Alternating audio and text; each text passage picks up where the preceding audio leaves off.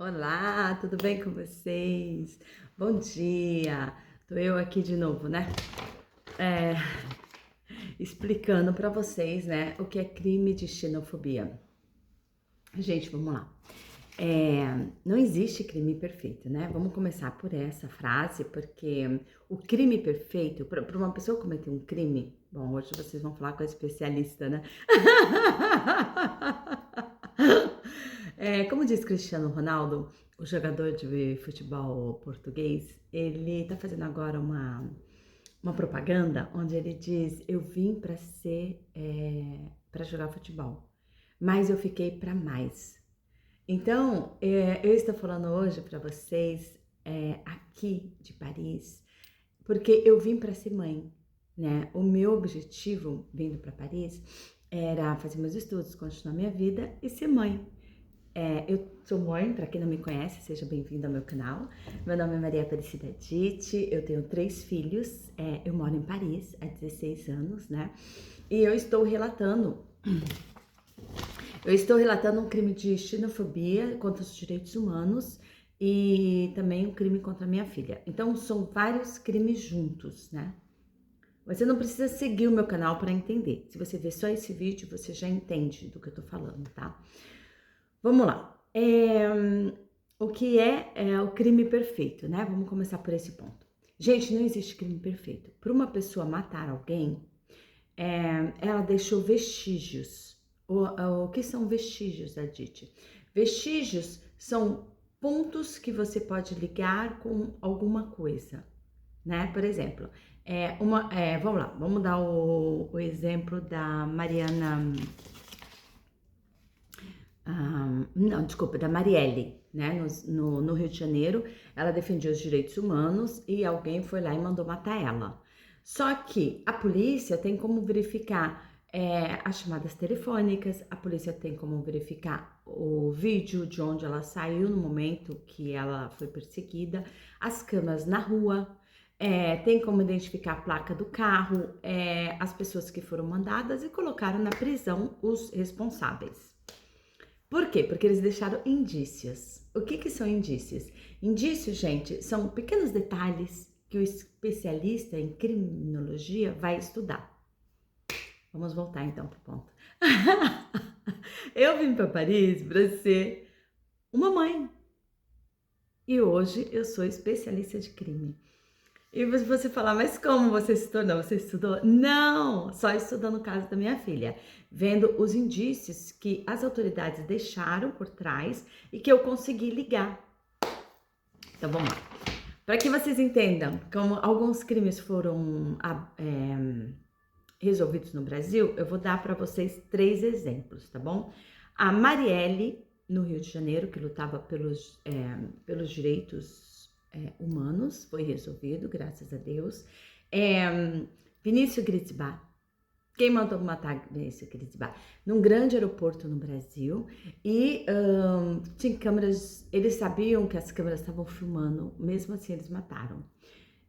Gente, quando tem câmera, é muito mais fácil você pegar a pessoa, porque olha, você passou aqui tal dia, tal hora, não tem como questionar.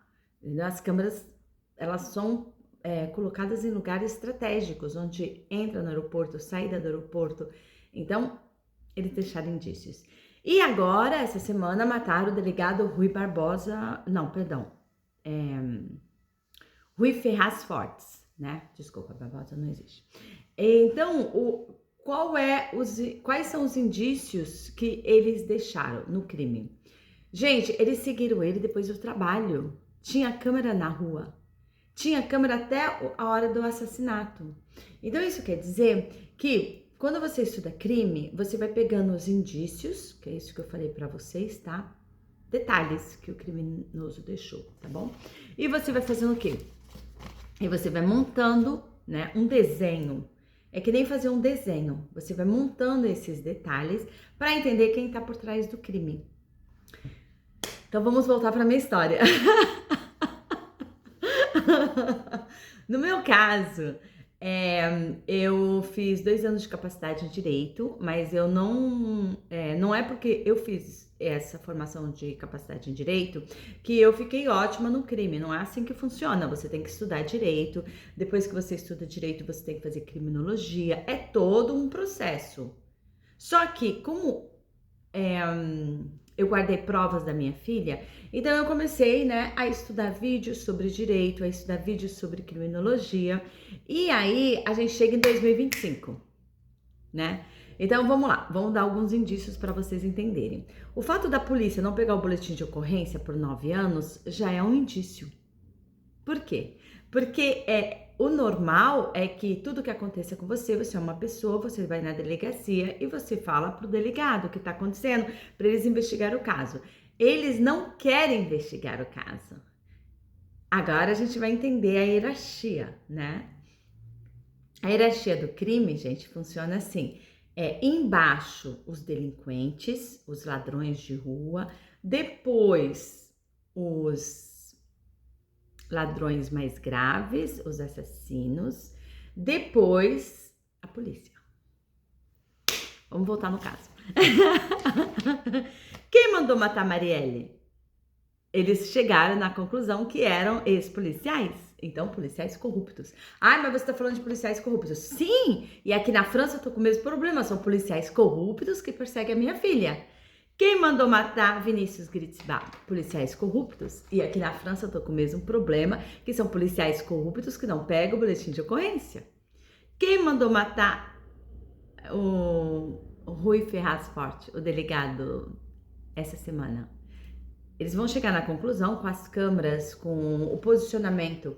Porque assim, eu acompanhei o caso, eu vi o vídeo mais de 20 vezes, né? Então eu posso falar para vocês. Quando eles chegam na rua que o delegado morre, eles colocaram o carro de uma maneira estratégica, pararam o carro de uma maneira estratégica, que quem desceu do carro eram profissionais.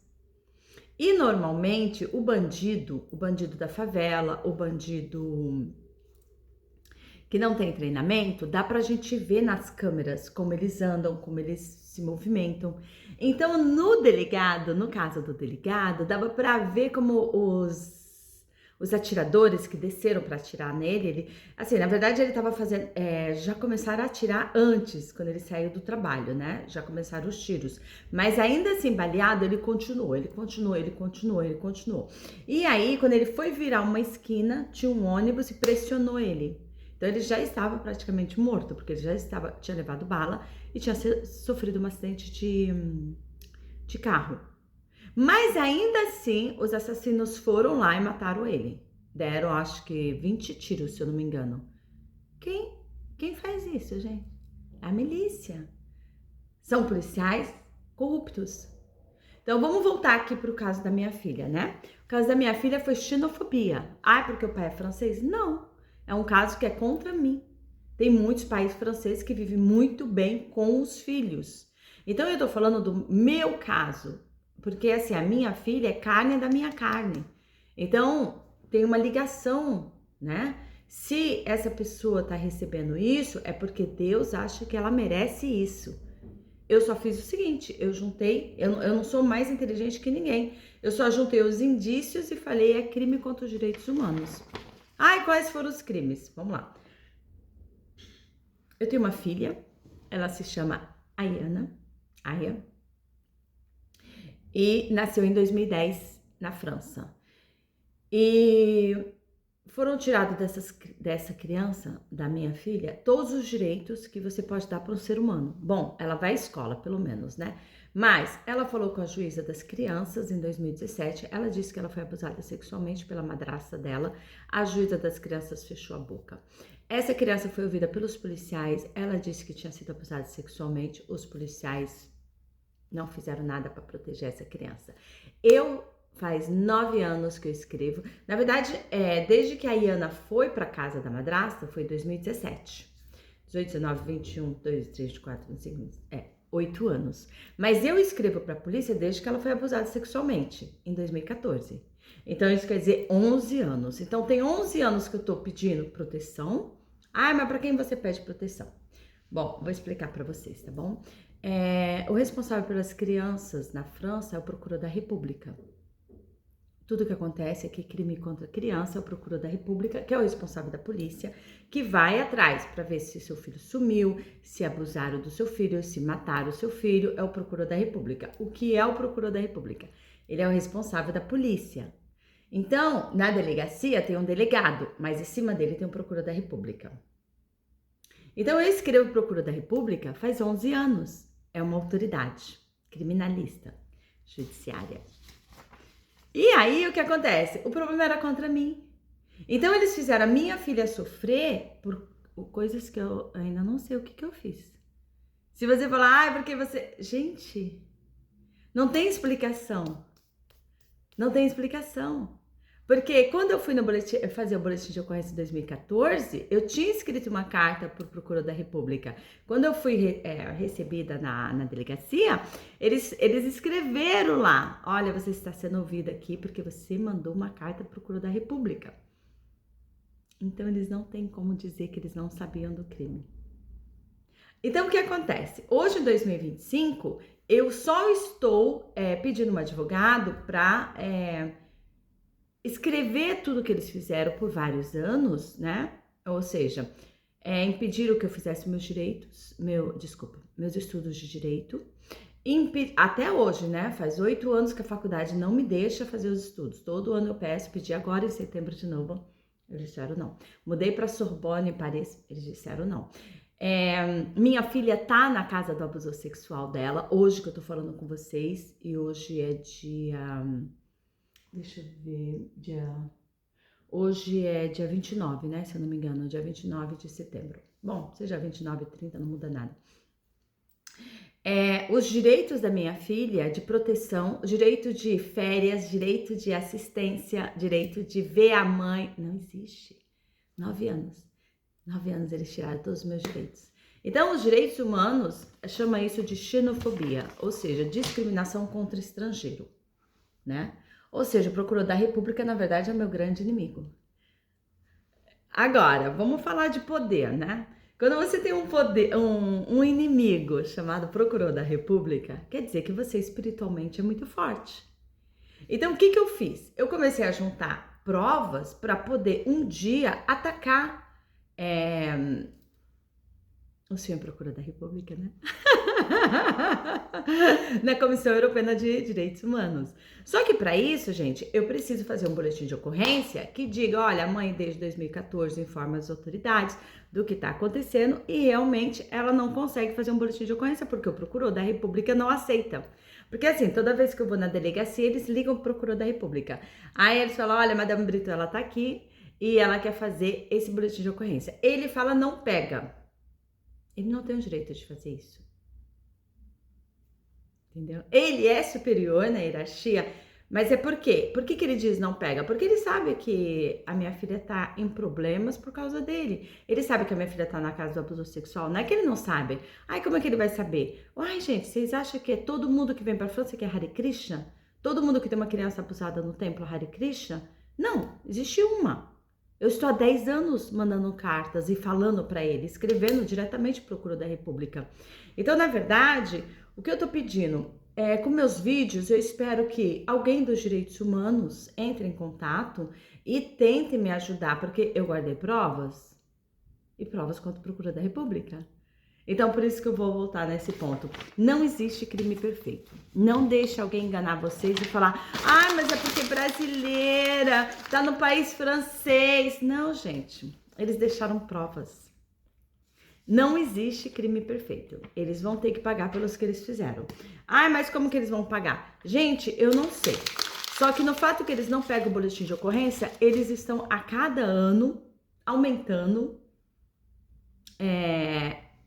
as evidências. Porque o que faz a polícia não pegar o boletim de ocorrência contra uma criança? Ela tem 14 anos. Então, eu cheguei à seguinte conclusão. Eu sou o problema do Procureur da República. Não é minha filha, porque a minha filha nasceu em 2010, ela não pode ter feito inimigos. É uma criança, gente, a gente tá falando de um bebê. Ela nasceu em 2010.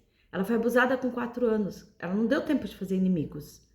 Então eu cheguei à seguinte conclusão, que ele estava girando o canhão dele contra mim. E vocês sabem o quê? Ele vai perder.